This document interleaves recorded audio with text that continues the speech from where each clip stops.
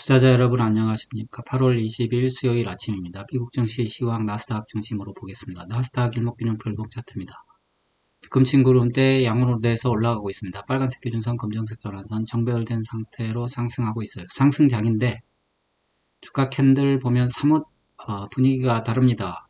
7월 말에 기준선 한번 깼거든요. 빨간색 기준선까지 깼으면 사실 이거는 상당히 큰 조정 신호였고 반등을 해가지고 상승세 상승장 복귀 하나 했더니 전환선을 다시 깼습니다. 전환선을 깼기 때문에 조금 주의할 때가 된 것 같아요. 이게 또 너무 기준선 깬 지 한 3주 만에 또 전환선을 깼거든요. 그래서 좀 가깝게 깬 게 좀 부담스럽습니다. RSI도 60 근처에서 데드크로스 나는데 아직 50 밑으로 내려가진 않았는데 조금은 조심을 해야 될 때가 됐다. 팔색 후행 스팬 보면 아직까지 뭐 이렇게 쌍봉 징후나 이런 건 없습니다만 고점을 하나 만들었어요. 계속 보겠습니다. 다우지수입니다. 다우지수는 나스닥과는 좀 다르네요. 다우지수는 버텼습니다. 다우지수는 급등하고 횡보하고 급등하고 횡보하는 흐름인데 사실 이것도 급등을 했어야 되는데 이틀째 급등을 못했었어요. 3일째 쉬고 있는데 지난번에 보면 바로바로 급등을 해줬거든요. 그래서 분위기가 지난번과는 사뭇 다르다는 걸 볼 수 있고 아직은 횡보 구간에서 크게 벗어나지 못하고 있음을 알려주고 있습니다. 구름대 자체도 횡보하고 있고 RSI는 다만 골든크로스 상태로 올라오고 있으니까 약간 혼조세 비슷하네요. 다우지수는 잘 버텼네요. S&P 500입니다. S&P 500은 뭐 나스닥과 비슷하게 움직이는데 그것보다는 좀 느리게 움직이는 편입니다. 전환선 깨지 않았어요.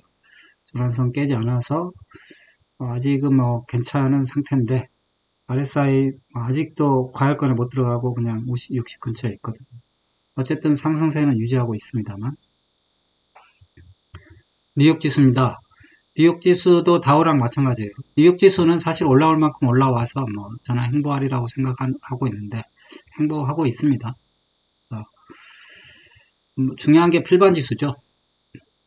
필반 지수가 조금 주의를 해야 돼요. 지난번에 뭐 이번에 4월부터 상승장을 좀 이끌었는데 제일 먼저 행보에 들어갔고 나스닥보다 먼저 행보에 들어갔어요. 행보에 들어갔고 기준선 깼고 또 고점 돌파했지만 재차 또 밀리면서 다시 한번 테스트를 하고 있는데 기준선을 깨진 않았네요.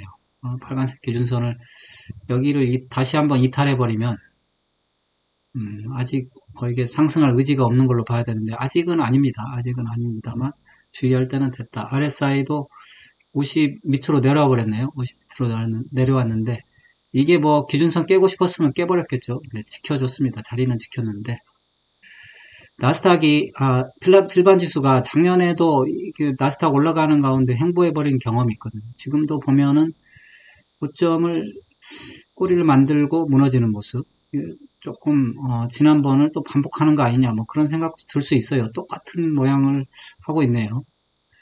어쨌든 필반 지수 주봉상 보니까 주봉상도 썩 좋지 않은 모습입니다. 필반 지수 과연 어떻게 될지 이거 다시 한번 또 고점을 만들어낼지 일단은 좀 주의를 해야 됩니다. 기준선을 또다시 깼기 때문에 아직은 뭐 저점 이탈한 건 아닙니다.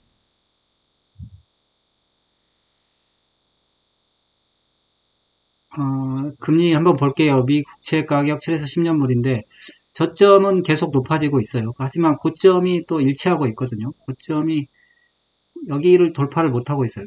95달러인데 95달러를 아예 해놓죠. 95달러를 돌파를 계속 못하고 있습니다. 이 얘기는 금리가 잘 안 내려갈 거다 이렇게 생각하는 것 같은데 그렇다고 해서 또 이게 또 더 밑으로 내려가지도 않고 약간 95달러에 계속 도전하는 모습입니다. 잭슨홀 미팅이 있다니까 그걸 보면서 뭐 그 발언에 따라서 움직이겠죠. 석유 가격은 사실 뭐 금리 요소 중에 중요한 게 석유 가격인데 석유 가격은 큰 문제가 없어요. 65달러 여기가 박스권의 중요한 라인 중에 중심 라인 중에 하나인데 그 근처에 머물러 있으니까 전체적으로 게다가 RSI가 과매도권까지 들어왔어요. 그래서 전체적으로 물가 요인은 없는데 관세 때문에 그런 거죠. 그러면 지표를 한번 살펴보겠습니다. 이게 웬일로 LRS, RSI가 올라가다가 꺾여버렸네요. 올라가다가 꺾였고, 그렇게 되면은 이거는 0.8까지도 못 올라갔거든요. 내려가겠다는 신호로 받아들여줘야 될 것 같아요. RSI 재차 다시 꺾였고, MACD 오실레이트 음으로 급속하게 꺾였고, 21선을 지금 침탈했거든요. 그래서 단기 대응을 하실 분은 대응을 하는 것도 방법일 것 같네요. 이게 21선이 가까운 데서 좀 두들겨 맞고 있거든요. 21선이 깨질지 봐야 되겠지만 21선이 깨진다고 그러면 조금 지금까지와는 다른 흐름이 나올 수도 있겠다 그런 생각이 듭니다. 스토캐스틱입니다. 스토캐스틱이 단기, 중기, 장기 모두 한꺼번에 골든 크로스 나왔네요.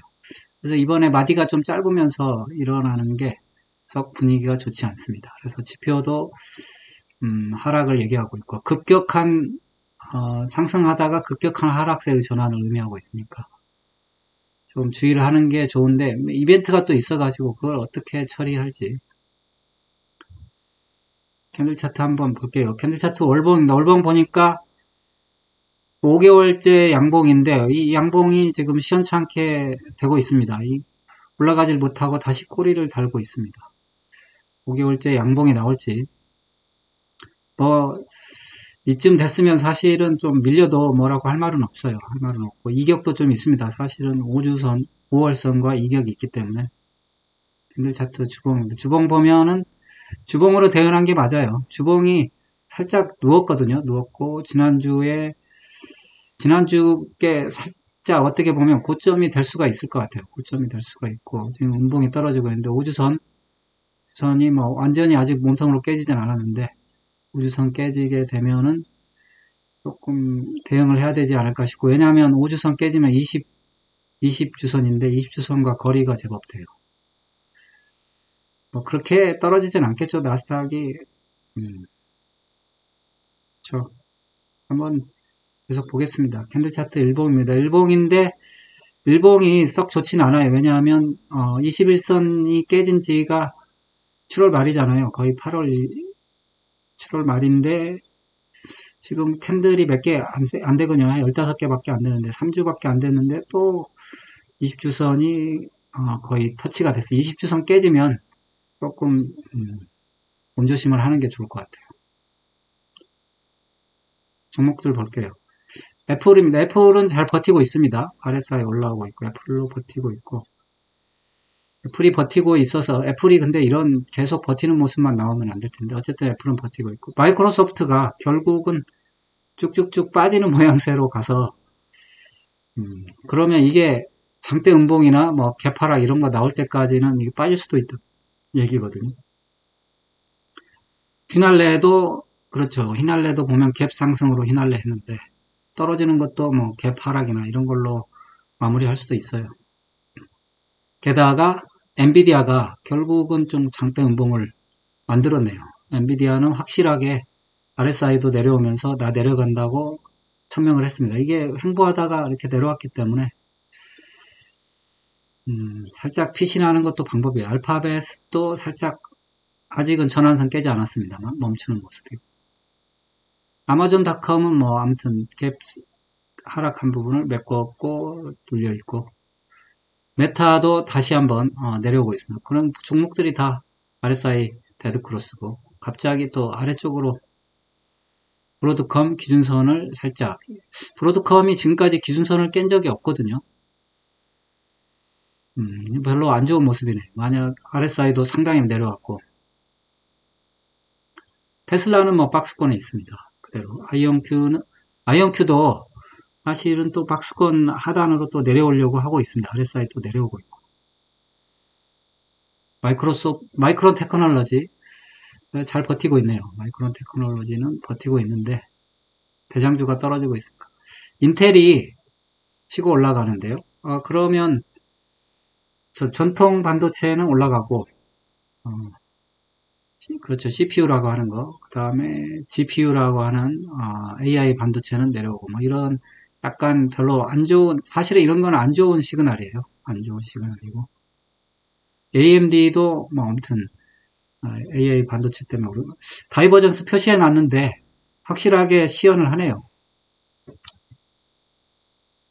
유나이티드 헬스케어는 뭐 그냥 아직 보고 있습니다. 그래서 종목들도 좀 안 좋은 것 같아요. 여러 가지로 보니까 일단은 안 좋은 흐름으로 가고 있다. 이렇게 말씀드리겠습니다. 이게 결정적으로 21선이 깨진 지 얼마 안 됐는데 다시 한번 또 공격에 들어가는 게 좋진 않아요. 여기서 21선 깨지면 61선 가까운데 61선 내지 여기까지는 안 내려오겠죠. 61선 정도까지는 내려올 수 있겠다 생각이 듭니다. MACD 뭐 볼까요? 한 번, 두 번, 세 번.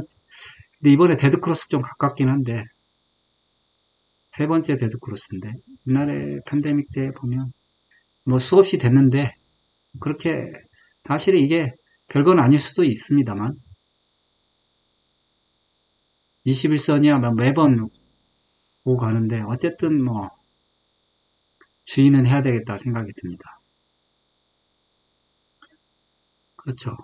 21선 깨진다고 해서 뭐 21선 터치는 뭐 언제든 나올 수 있는, 이번에는 21선 터치가 계속 안 나와서 이번 좀 의미가 있을 수 있습니다. 61선까지는 열어둬야 되지 않나, 21선 깨지면.